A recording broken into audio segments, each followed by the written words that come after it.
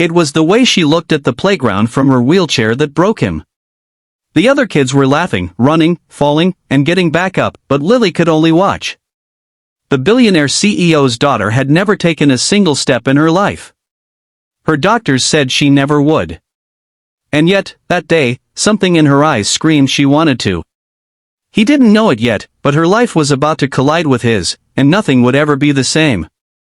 If you're watching this, don't scroll, stay until the end, because what happens between them will leave you breathless. And if you believe miracles can still happen, hit that like button and subscribe, because this is one story you'll never forget. Jack was not the kind of man who belonged in a billionaire's world. A single dad, ex-military, working 2 jobs just to keep the lights on, he was there at the park that day because his own daughter, Emma, begged him to bring her. He noticed Lily immediately, small, pale, sitting in a sleek wheelchair that looked more expensive than his car. But it wasn't the chair that caught his attention. It was the sadness behind her smile. Emma ran over to Lily, asking if she wanted to play. Jack expected the girl to say no. Instead, Lily's voice was quiet but firm, "I want to." Jack froze when her nanny gently reminded her, "Sweetheart, you can't." Lily's tiny hands tightened on the armrest, her jaw set in defiance. Jack had seen that look before, on soldiers who refused to give up even when their bodies were broken. That night, Jack couldn't shake her face from his mind. His life had been a series of battles, war zones overseas, custody hearings in court, sleepless nights over bills. But something about Lily's quiet desperation lit a spark in him. The next day, when he learned her father was Daniel Crowe, the ruthless billionaire CEO everyone feared, he knew approaching him would be impossible. But fate had other plans. 2 weeks later, Jack was called to a private security job, protecting a high-profile client's property. When he showed up, the sprawling mansion nearly swallowed him whole. And there she was, Lily, wheeling herself down the long marble hallway, alone. She lit up when she saw him. "You're Emma's dad," she said. Over the next few days, Jack found himself talking to her more. She told him she'd been born with a rare spinal condition. Multiple surgeries. Pain every day. Endless therapy. "They all say I'll never walk," she whispered one afternoon, "but I dream about it every night." Something inside Jack cracked open. He'd been through rehab himself after a back injury in the army. He knew pain. He knew the slow torture of recovery. But he also knew something her doctors didn't. Sometimes the difference between impossible and possible was the right fight. When he mentioned the idea to Daniel Crowe, the billionaire's first reaction was cold and dismissive. "Every specialist has tried. You think you can do better?" Jack didn't back down. "I don't think I know. But I'll need your trust." Daniel reluctantly agreed, but with one warning: if you give her false hope, you're out of her life forever. And so began the hardest challenge Jack had ever faced. Day after day, he worked with Lily in the mansion's private gym. At first, she could barely stand with support. She cried from pain, frustration, and fear. But Jack never flinched. "Pain is proof you're still fighting," he told her.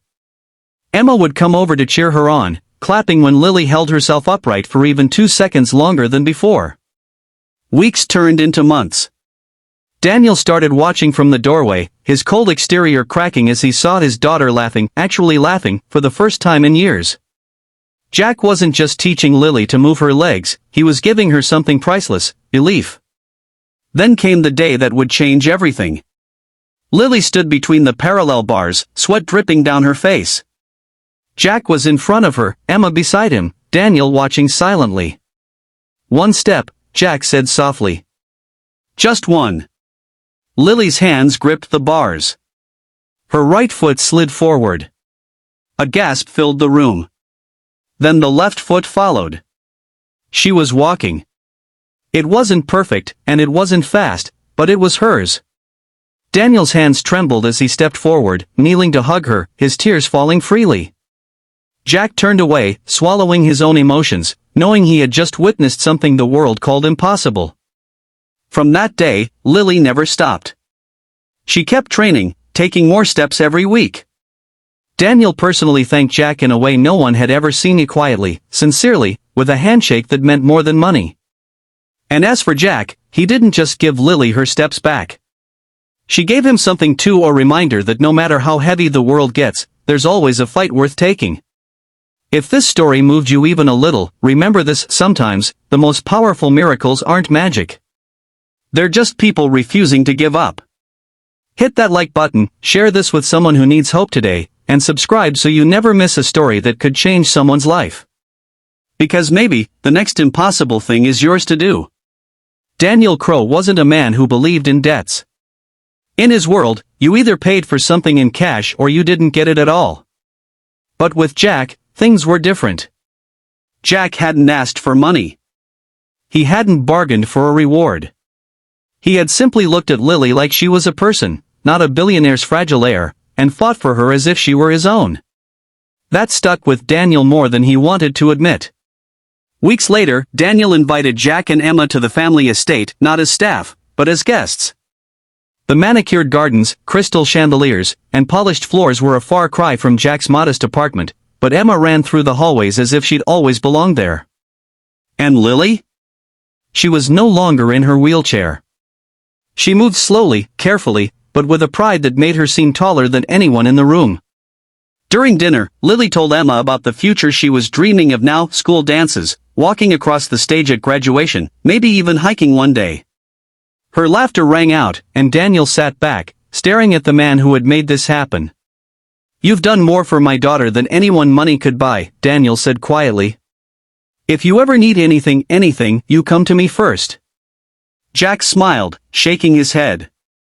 "All I need is to see her keep going." But behind the scenes, not everyone was happy.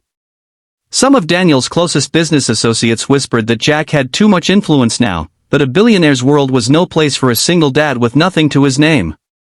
Rumors began to swirl that Jack was using Lily to get close to her father.